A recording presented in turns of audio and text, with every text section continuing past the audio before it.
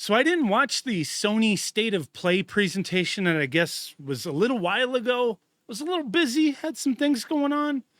I knew it was happening, but it slipped my mind. I'll catch up on it, but I guess there was some cool stuff, maybe not so much cool stuff, depending on who you are or who you ask. But I saw mention of something that got me extremely excited. And it's not even a game that I'm going to buy for the PlayStation 5. Some people were confused. Is this game just going to be on the PS5? Because it was just announced during the State of Play. So obviously they're not going to be like, oh, it's going to be on other consoles. But it is. But it is. And oh my God, Gung Ho, I don't even know who this company is. I had to look them up. I was like, what has Gung Ho done? What has this company done? A Grandia HD collection, the remaster, type thing. I had to look at these guys. So I didn't know who they were. Puzzle and Dragons, Ninjala, Let It Die. Okay, that's cool, man. I don't know. Never heard of them before. But when I saw this, oh my God. I near peed my pants. You do not understand. When I heard this song, I'm not sure if this is the same singer from the PlayStation 1, but this song was stuck in my freaking head back in the day when this game came out on the PS1. Lunar Silver Star Story Complete. It was just like, it was ingrained in my brain. Like, I think it might be a different singer. I don't know. But this game, I know it came out on the Sega CD. I didn't have a Sega CD. First time I played this game was on the PS1, and then Eternal Blue. But Silver Star Story Complete, Eternal Blue, Lunar Remastered Collection. I'd heard, I know they've re-released these games like on mobile and stuff like that.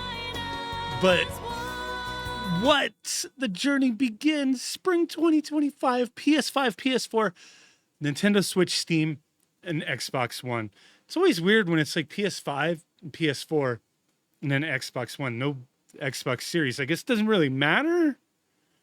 Like PS5, so there'll be a PS5 version and a PS4 version, but no Xbox Series version, just an Xbox One version that can be played on the Xbox Series system. Why do they do stuff like that? I don't really understand that. I don't know. I don't really care. I have access to all that stuff, but I'm going to buy it for the Switch.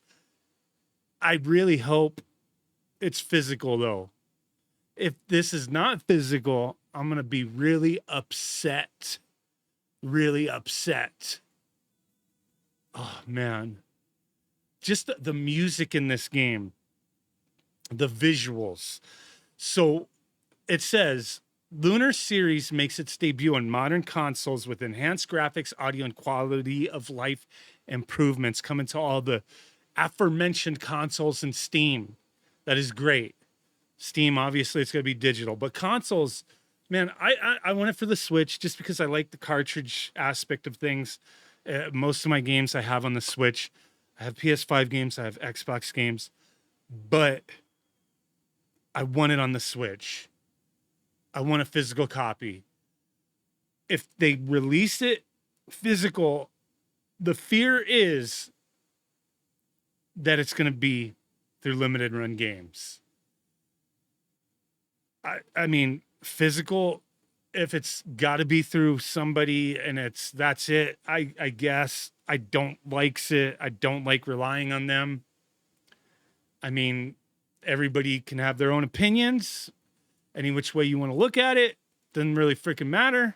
Some people don't mind limited run games. Some people hate them with a passion for numerous reasons. There's plenty of reasons you can have for disliking limited run games. I don't really care why you dislike them. Doesn't matter to me. Could be due to bad experiences, the way they conduct business. I don't care. It's just, I don't like the pre-ordering something and not knowing when the hell you're going to get it. That's all. That's my main problem. I want to know a firm release date of when the damn game is going to come out physical. And I know I can go buy it and get it that freaking day. That's what I want. I don't want like, okay, it's digital and then like who the frick knows when it's going to physically come out?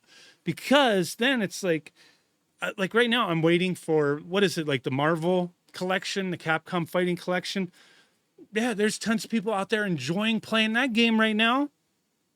There's tons of people playing Lollipop Chainsaw, the Repop game.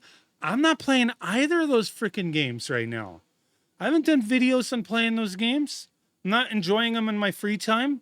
I'm not done reviews on them because I don't want to buy them digitally. And I know there's physical copies coming out. I don't want to double dip. I don't want to give those companies double the money. And some people will do that. I don't want to do that.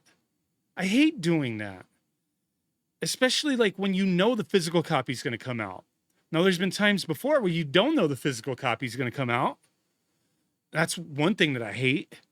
But the other thing that I hate is when you know the physical copy is going to come out, but then you don't know exactly when.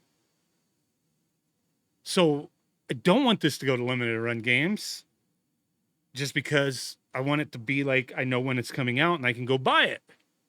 That's my main thing. I love this freaking game. The one problem, I remember, like, what was the guy's name? Victor, whatever, who ran like Working Designs in the US that was doing the translations and all that stuff. I remember there's like weirdness with that, but there was like criticisms like back in the day, like this game came out in the US like in 98 or 99 on the PS1 through Working Designs. Remember they would always put out like these crazy packages. Like they didn't just put out a basic game. That was it. They would put them like with all sorts of extras. And I thought they were cool, man. But I didn't realize until like way later, because I never cared. I didn't like, even watching like anime and stuff like that, I always like dubbed. I didn't care. And I still kind of don't. But like more so now, like with translations and stuff, like you kind of want it to remain accurate to what the original, the story, the story was, right? The original thought, whatever, whatever it was, the dialogue, sometimes things have to be manipulated a little bit for it to make sense. It can't be like translated exactly. Otherwise some things will sound mumbo jumbo. So I understand you got to have proper translations done, but it has to retain the original intent, right?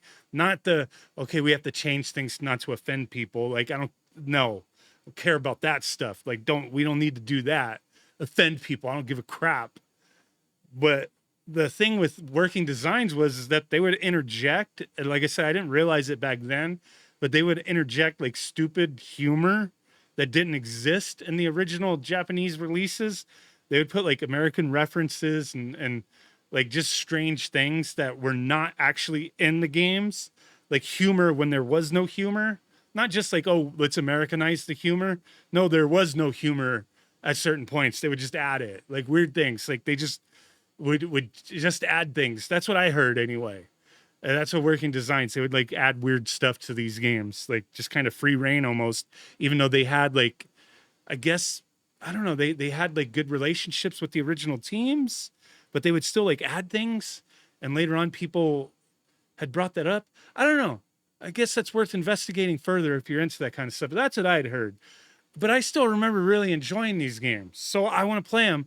I don't know if they're going to redo the translations and stuff like that, or if it's like Working Designs has the lockdown on this stuff. If these are like different translations, I would imagine they're not going to be the Working Designs stuff as far as translations go. I'm pretty sure that's not what's going to happen. But I'm excited for this. That's all I wanted to say. Thanks for watching. Bye.